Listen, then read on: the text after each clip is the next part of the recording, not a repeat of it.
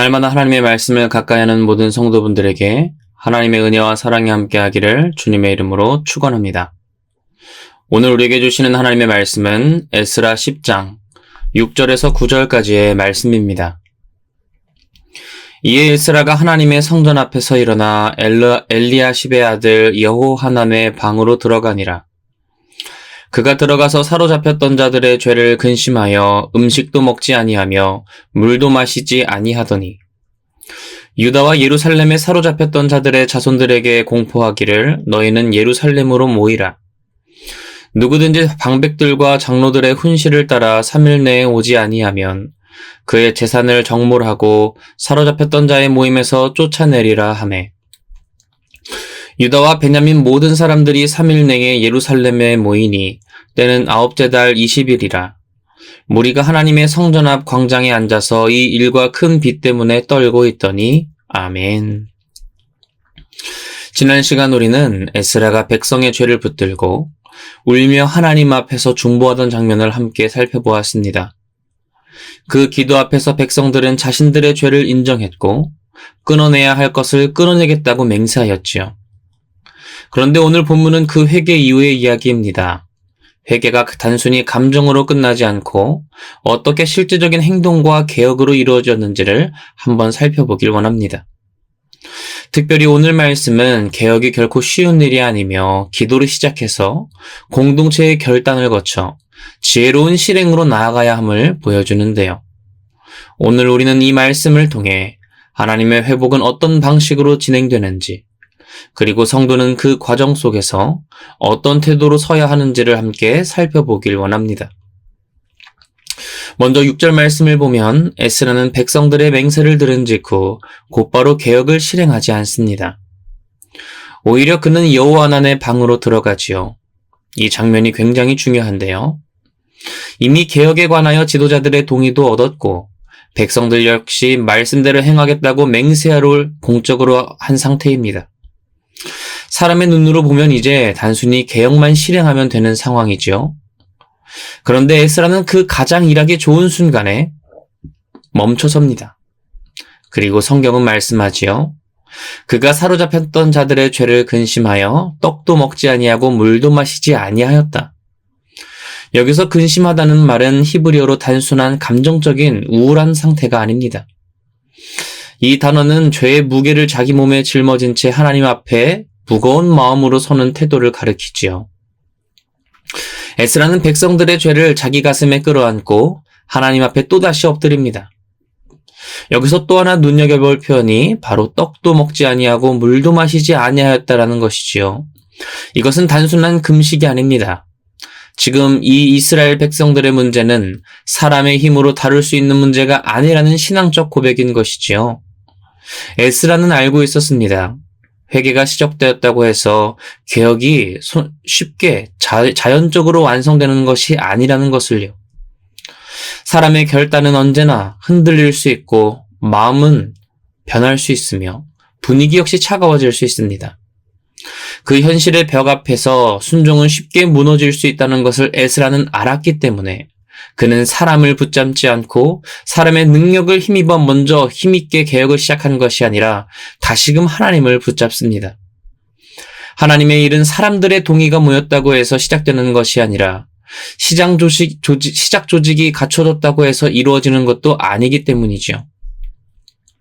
오직 하나님의 일은 하나님 앞에 오래 머물러 있는 기도하는 사람, 마음이 무너진 채 하나님 앞에 엎드려져 있는 그 사람을 통해 조용히 시작된다는 것을 에스라는 알았습니다. 그래서 그는 개혁의 속도를 내서 박차를 가하기보다 하나님의 뜻이 분명해질 때까지 멈추는 쪽을 선택했지요.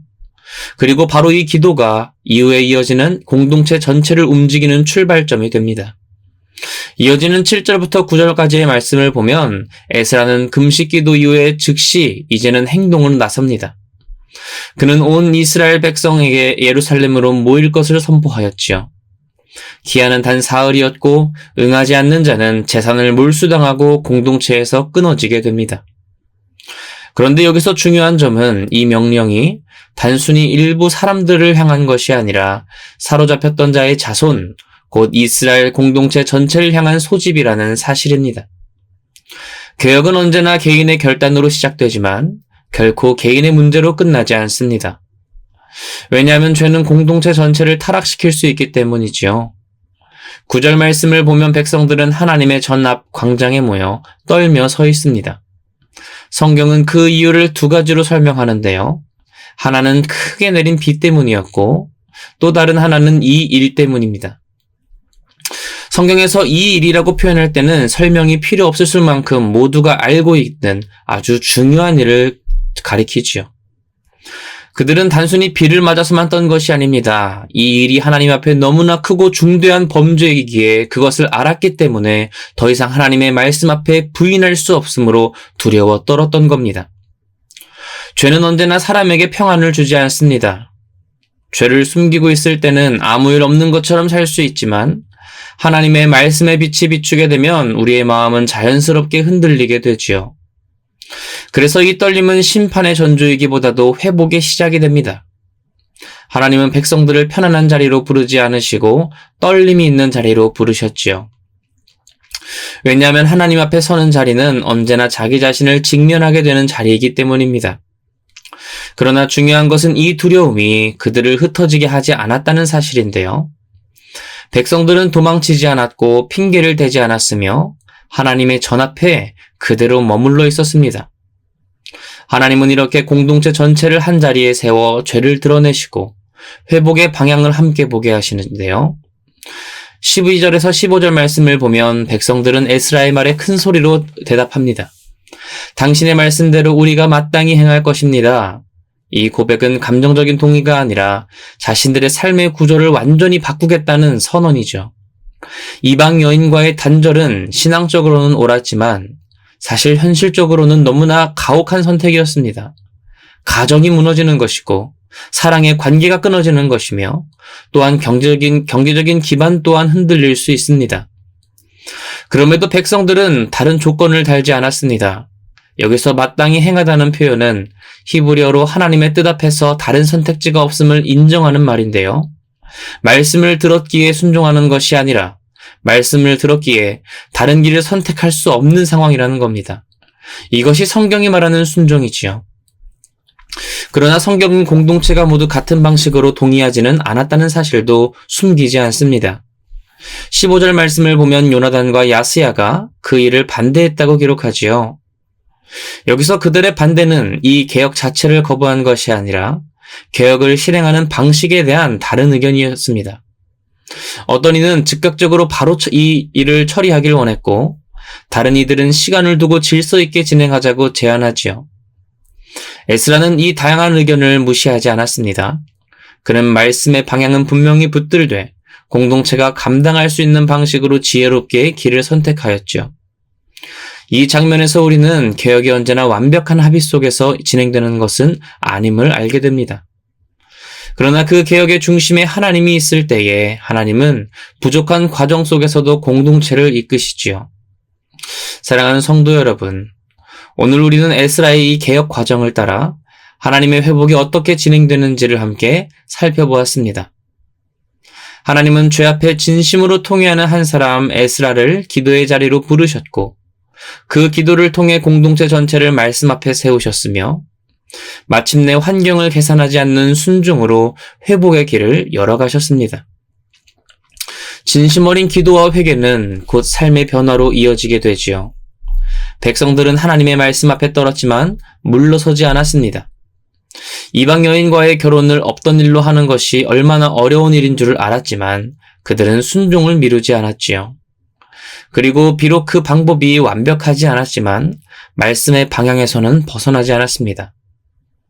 하나님은 그 완전하지 않는 순종 위에 회복의 역사를 이어가셨지요. 사랑하는 성도 여러분, 오늘 우리의 삶에도 하나님 앞에서 결단해야 할 것들이 있습니다. 알고서도 붙들고 있는 죄, 미루고 있는 순종, 정리해야 할 우리의 관계와 태도 등이 있겠는데요. 그러나 하나님께서는 우리가 회개와 순종을 미루지 않고 말씀 앞에 서 있는 그 자리에서 응답하기를 원하십니다. 이 새벽 하나님 앞에서 다시 우리의 방향을 돌리는 결단이 우리 하루의 출발이 되기를 원합니다.